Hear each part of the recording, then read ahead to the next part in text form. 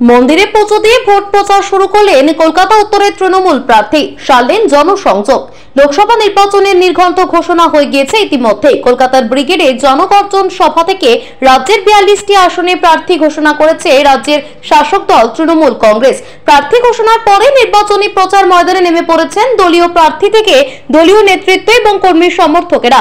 নিজেদের জয় সুনিশ্চিত করতে জোর কদমে প্রচার শুরু করেছেন প্রতিটি লোকসভা কেন্দ্রের তৃণমূল প্রার্থীরা। থেমে নেই অন্যান্য রাজনৈতিক দলগুলি। রাজ্যের শাসক দল তৃণমূল কংগ্রেসের মতোই রাজ্যের প্রতিটি লোকসভা কেন্দ্রে পাল্লা দিয়ে প্রচার শুরু করেছেন বিভিন্ন রাজনৈতিক দলের প্রার্থীরা। নির্বাচনী প্রচার ময়দানে কেউ কাউকে বিন্দু মাত্র জমি ছাড়তে নারাজ।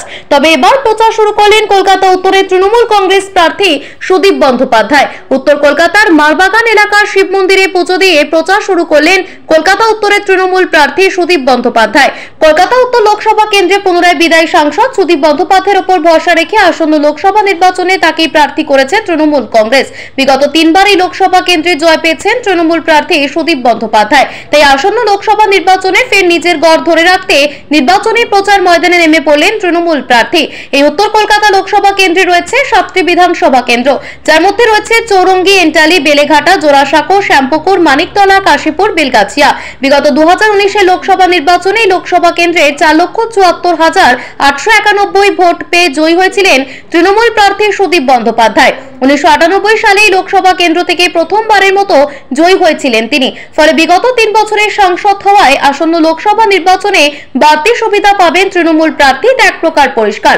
লোকসভা নির্বাচনে নির্ঘণ্ট ঘোষণা করেছে নির্বাচন কমিশন। রাজ্যের 42টি আসনে 7 দফায় নির্বাচনের সিদ্ধান্ত নিয়েছে নির্বাচন কমিশন। ফলে ইতিমধ্যেই প্রস্তুতি নেওয়া শুরু হয়েছে নির্বাচন কমিশনের তরফে। রাজ্যের প্রতিটি প্রান্তে এসে পৌঁছেছে কেন্দ্রীয় বাহিনীর জওয়ানরা।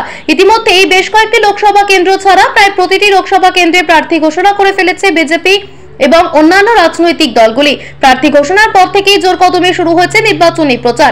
এই নির্বাচনী প্রচারে কোমর বেঁধে ময়দানে নেমে পড়েছে রাজ্যের তৃণমূল কংগ্রেস প্রার্থী সহ দলীয় নেতৃত্ব এবং কর্মী সমর্থকেরা। তবে রাজ্যের শাসক দলের সঙ্গে পাল্লা দিয়ে প্রচার চালাচ্ছেন সমস্ত রাজনৈতিক দলগুলি।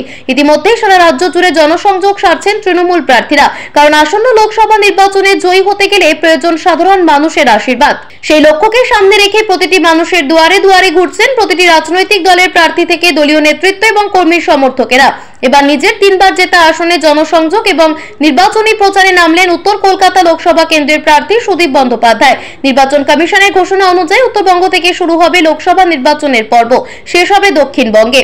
আগামী জুন মাসের 1 তারিখ 7ম দফায় হবে কলকাতা উত্তর লোকসভা কেন্দ্রের নির্বাচন। এই লোকসভা কেন্দ্রে তৃণমূল কংগ্রেস প্রার্থী ঘোষণা করেছে বিগত 3 বারের জয়ী সাংসদ সুদীপ বন্দ্যোপাধ্যায়কে। অন্যদিকে গেরুয়া শিবিরের তরফে প্রার্থী করা হয়েছে ডক্টর তাপস রায়কে এবং বাম কংগ্রেসের আসন সমঝোতায় এই উত্তর লোকসভা কেন্দ্রের প্রার্থী করা হয়েছে কংগ্রেস প্রার্থী প্রদীপ ভট্টাচার্যকে।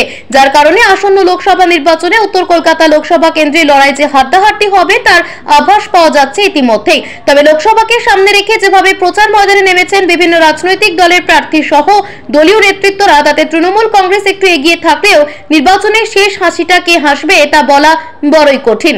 তবে আসন্ন লোকসভা নির্বাচনে সকলের নজর যে কলকাতার উত্তর লোকসভা কেন্দ্রে রয়েছে তা এক প্রকার পরিষ্কার হয়ে গিয়েছে ইতিমধ্যেই।